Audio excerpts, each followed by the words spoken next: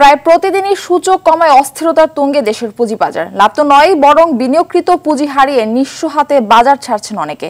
এমন বাস্তবতায় আগামী 2024-25 অর্থ বছরের বাজেটে পুঁজিবাজারের জন্য বিশেষ প্রণোদনার দাবি বিনিয়োগকারীদের। পাশাপাশি মুনাফার উপর কর প্রত্যাহারও জরুরি বলেও জানান তারা। সালিম মালিকের রিপোর্ট। 2010-এর মহাপতনের পর সরকারের নানা সিদ্ধান্ত আর নিয়ন্ত্রক সংস্থা বিএসইসির একের পর এক পদক্ষেপ কোনো উদ্যোগে পুঁজিবাজারের বিনিয়োগকারীদের আস্থা ফেরাতে পারেনি। গেল কয়েক মাস ধরে প্রায় প্রতিদিনই কমছে সূচক।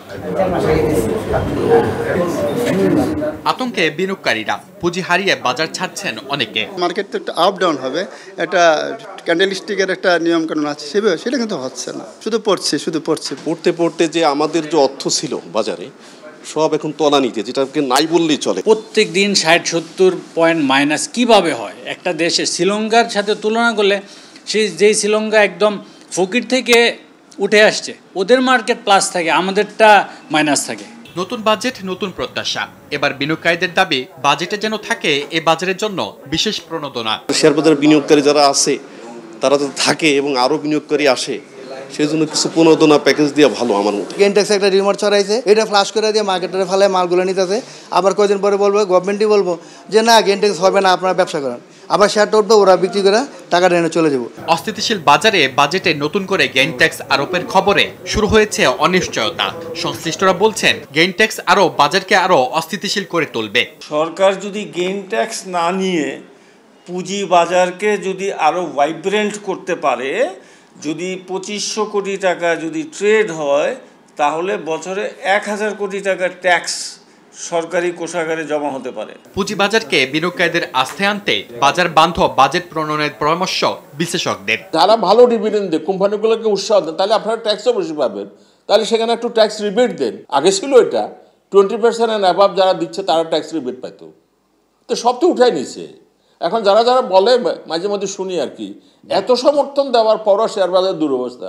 আমি ওনাদেরকে সম্মানের সঙ্গে জিজ্ঞাসা করবো কি কি সমর্থন আছে, পলিসি সাপোর্ট বলেন তো, তখন আর বলতে পারে না কিছু। বাজারকে চাঙ্গা করতে নতুন ও ভালো মানের শেয়ার তালিকাভুক্ত করতে সরকারকে এগিয়ে আসার আহ্বান সংশ্লিষ্টদের। সেলিম মালিক, RTV, ঢাকা।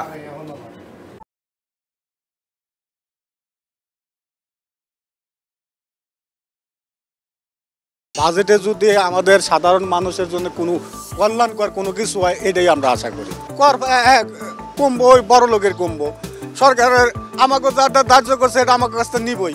এইটা হওয়া দরকার সবার সমান, সবার ক্ষেত্রে সমান, কিন্তু আমাদের ক্ষেত্রে আমাদের দেশে তো সেটা হচ্ছে না। সরকারের যারা চাকরিজীবী তাদের এক ধরনের, যারা কোম্পানির চাকরি করে, সামান্য বেতনে চাকরি করে, তাদের এটা এক ধরনের, সরকারি যারা চাকরি করে তাদেরটা মিসিংও হয়ে যায়। আমাদের তো মিসিং হয় না, আমাকে ওটা দিতেই হবে। তাহলে ওই বাজেট করা আছে না করাই বলো, সরকার বাজেটের দরকার নাই আমার। পূর্বে একটা কথা ছিল যে ঘুষ এবং দুর্নীতি কমে যাবে যদি সরকারি চাকরিজীবী ব্যক্তিদেরকে বেতন বাড়িয়ে দেওয়া হয়। তো সেই ক্ষেত্রে বেতন যতটাই 3 গুণ 4 গুণ বাড়ার পরে কিন্তু ঘুষ এবং দুর্নীতি কিন্তু তার চেয়েও বেশি আরও বাড়ছে। দুর্নীতি আড়াল থেকে ভ্যাট বারংবার বৃদ্ধি করলে আসলে জনগণের কোনো উপকার হবে না।